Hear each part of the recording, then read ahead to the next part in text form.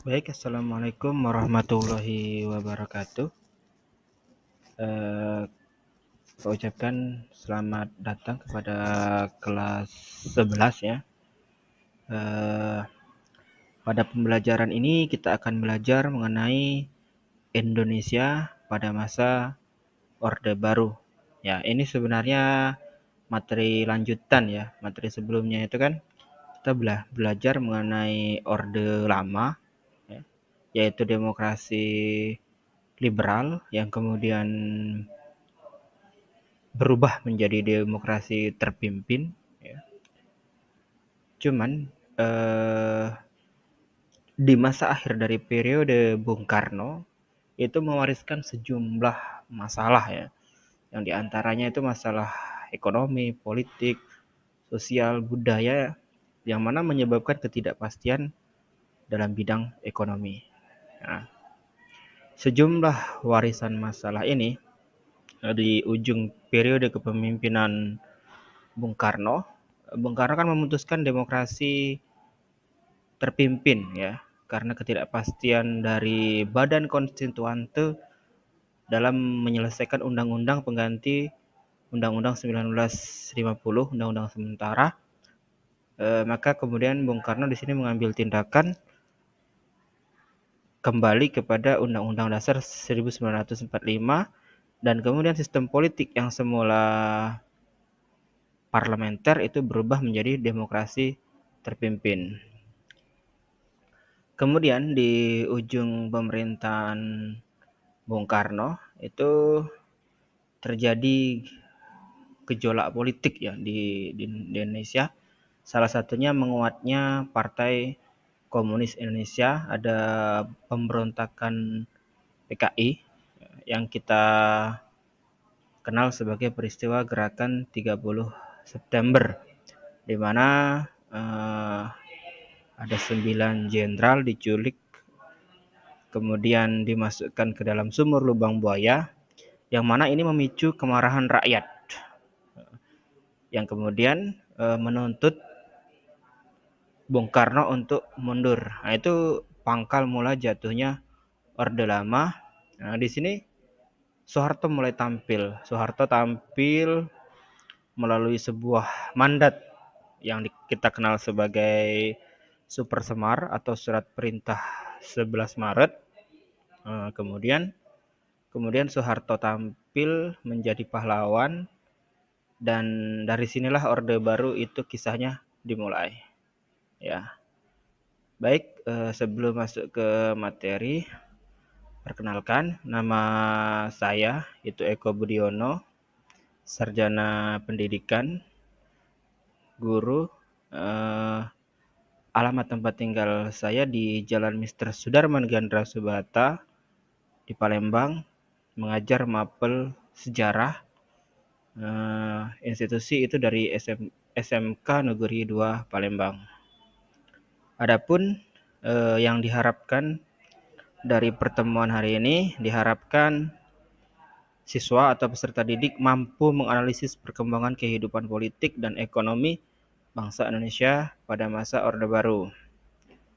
Tujuan pembelajaran yang pertama, siswa mampu mengidentifikasi informasi dari berbagai sumber tentang perkembangan kehidupan politik dan ekonomi bangsa Indonesia pada masa Orde Baru. Kemudian siswa juga mampu menjelaskan hasil identifikasi tentang perkembangan kehidupan politik dan bangsa Indonesia pada masa Orde Baru. Kemudian yang ketiga, siswa mampu menganalisis perkembangan kehidupan politik dan ekonomi bangsa Indonesia pada masa Orde Baru. Oke, kita lanjutkan.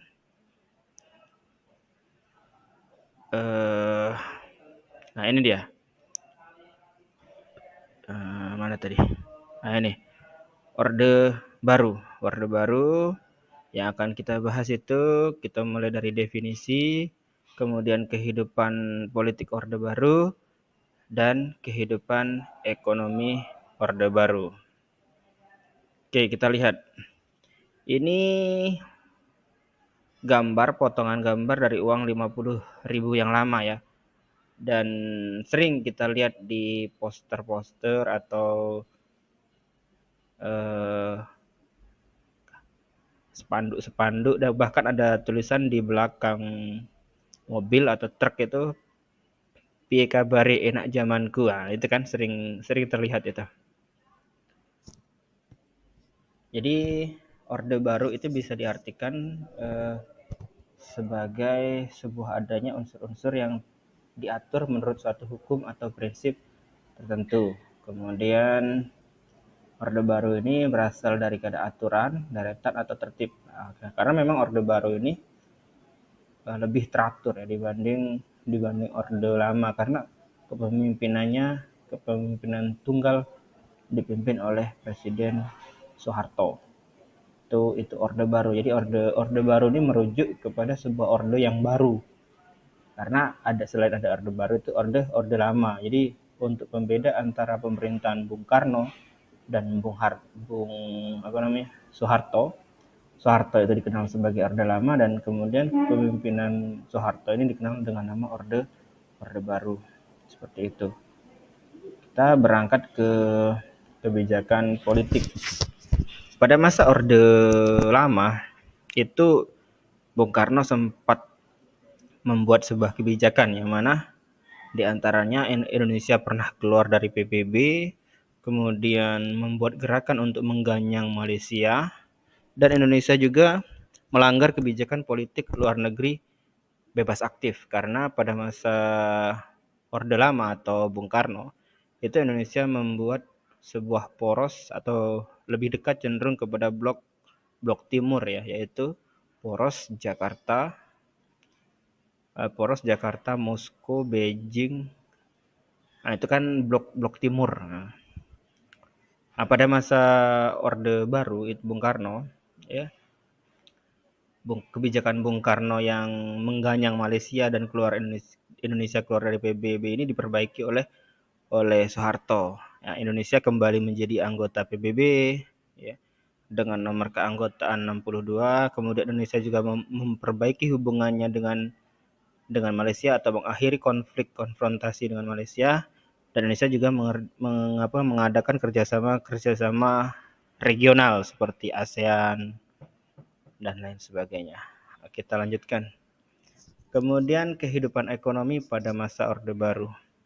Pada masa Orde Baru, untuk kehidupan ekonomi itu Soeharto atau Orde Baru ini membuat kebijakan yang dikenal dengan istilah Repelita atau rencana pembangunan 5 tahun yang berjilid-jilid ya.